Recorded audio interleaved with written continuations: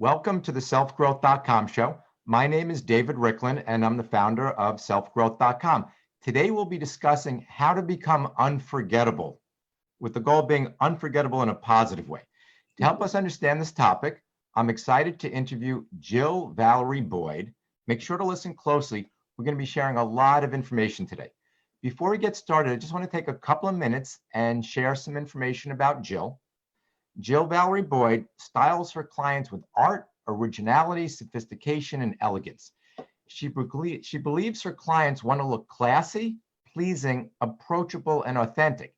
Jill works holistically, taking into account her clients' body type, personal colors, preferences, lifestyle, and culture.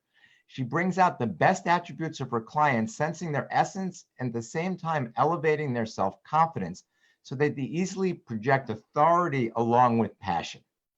At this point, I want to jump in. Jill, welcome to our show. Oh, it's a pleasure, David. All right, I'm very excited about this. Becoming unforgettable, it's an interesting topic. So the topic, as I mentioned, of the interview is becoming unforgettable. Can you start out by explaining why it's important to become unforgettable?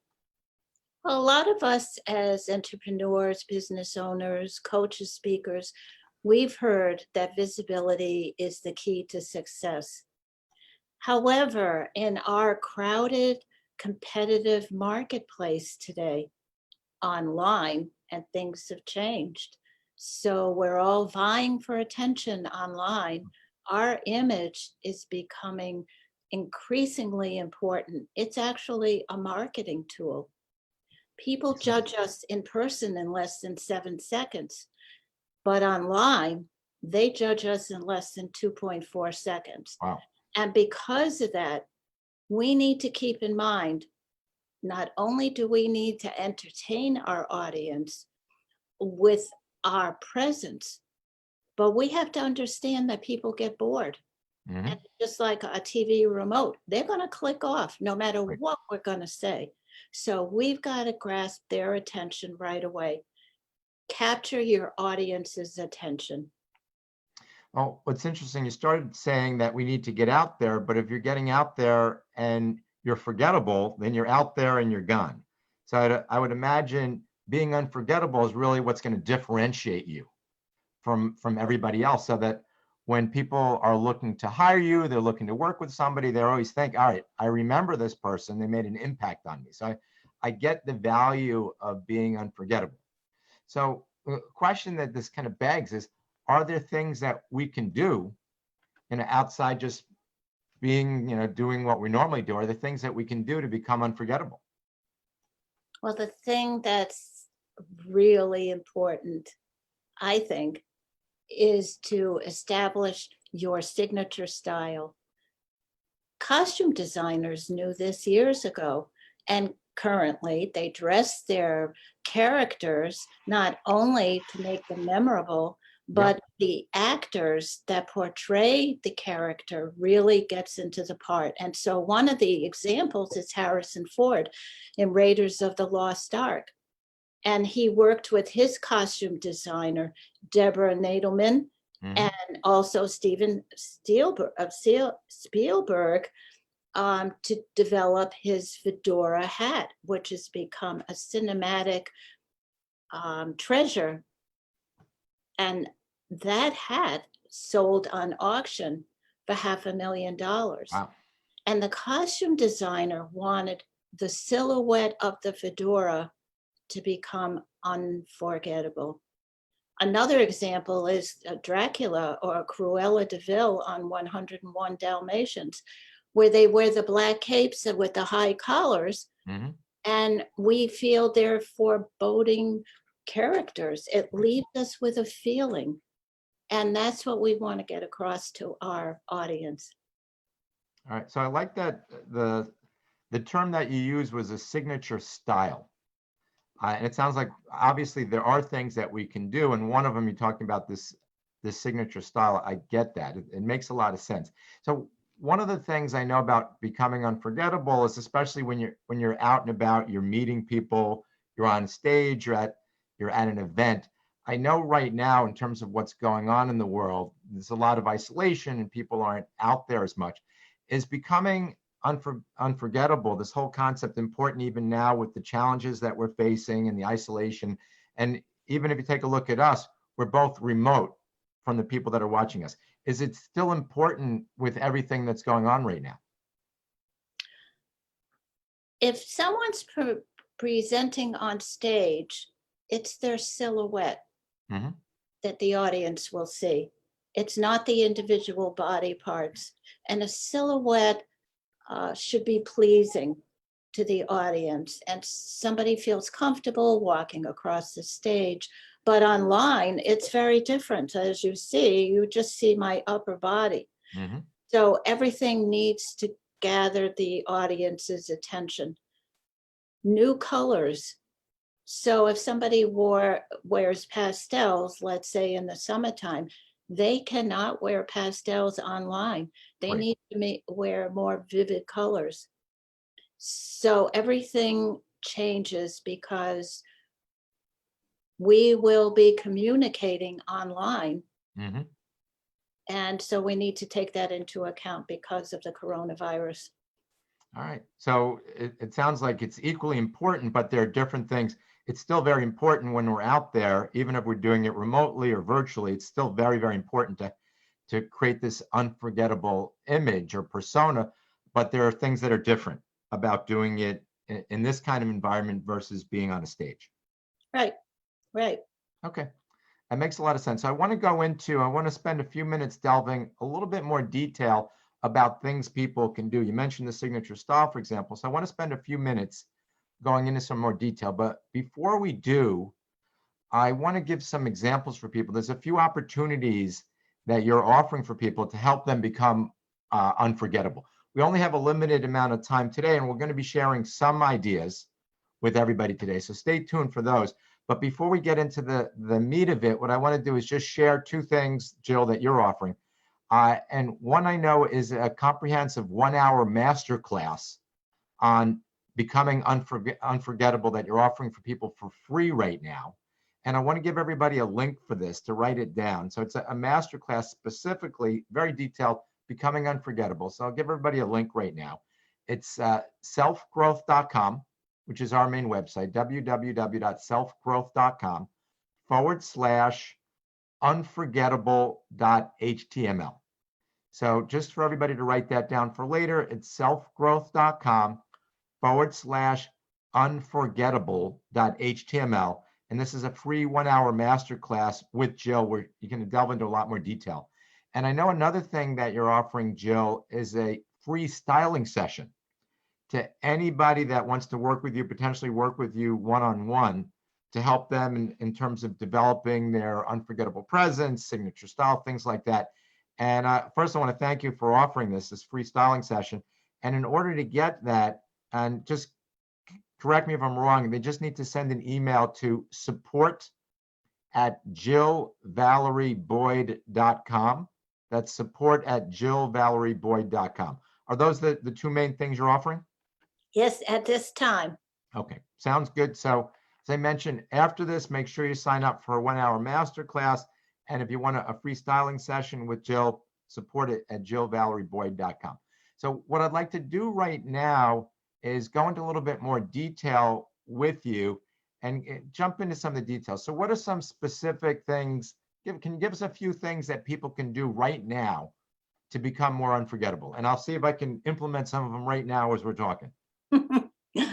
On my spa, when I could go to my spa, which I can't go now, on the wall it says, when you look good, you feel good, and then you'll do your best. But I interpret that as when we feel like we look good, and I mean, when we look good, we feel good, it elevates our confidence. And when our confidence is elevated, it helps us sound like an authority. Mm-hmm. And people want us if we sound like an authority. But the other thing people are looking for is authenticity. And that word is overused. However, We can look at somebody online, we can look at a photo, and we get a feeling we want to work with them immediately because it's their authenticity that they're projecting. Hmm. So in my master class, I talk about people's energy.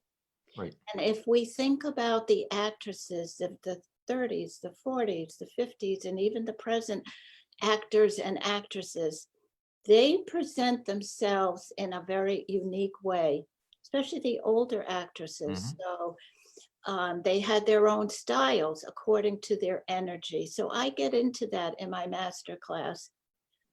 Individuals have their own personality. We know all about theories of personality, why siblings can be different with the same parents. We also know that people have received media messages from magazines, the media projected online or TV or wherever, how to dress. And the most important thing is not to dress to impress, it's to dress for one's essence. So it's not only their energy, their personality, their preferences, always taking the same clothes into the dressing room. That's a preference. Hmm. But it's also their DNA. And as a child, my aunt, who traveled all over the world, would send me dolls from different countries.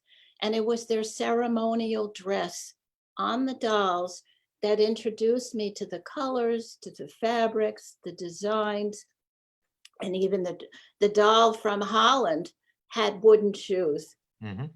Right. So I understood why people today carry DNA from their ancestors' ceremonial costumes, and that comes into play. So let's think about plaids from Scotland, and we look at the attributes of an individual, and we think, aha, they probably can wear a certain plaid. Hmm. That's what I mean about DNA. Also online, accessories are very important. If I'm going to need a microscope to see somebody's necklace or someone's earrings, don't bother, Hmm. because the idea is to highlight and bring color and expression to the individual. So we want something large enough and attractive enough, even with the pattern on my top. And you can see all the red is um, flattering to me. Hmm. Right. All that comes into place. And makeup. Women need to wear makeup. I used to say on stage, but now online, it's even more important. Women need to look finished. And Hmm. I worked with a renowned makeup artist years ago who applied makeup to brides, and his brides, some of them would say, "But I don't wear any makeup." And he would say, "You're going to have pictures taken?" Of course. And the camera will pick up flaws that the naked eye won't see. And so he would say to his brides to be, "You need mascara, you need a little bit of blush, you Hmm. need a lip gloss that's tinted if you don't want lipstick." Right. So that's really important. So those are things that I'm sharing today.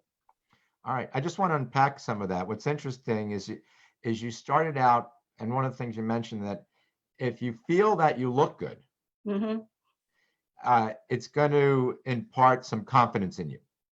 And I get that absolutely. So, you know, if you don't feel you look good, you're going to be self-conscious about it. But if you feel you look good, it's going to instill some sort of confidence in you, and that confidence is going to show up. So that's really a critical thing to keep in mind. If you feel that you look good, it's going to create this confidence, it's going to show up. And the confidence shows up in a way that it's easier to come off as someone who's an authority in whatever you're speaking about. Hmm. And one of the things I like that you said is people want to work with someone who's an authority. You trust someone who's an authority, you Right. respect someone who's an authority.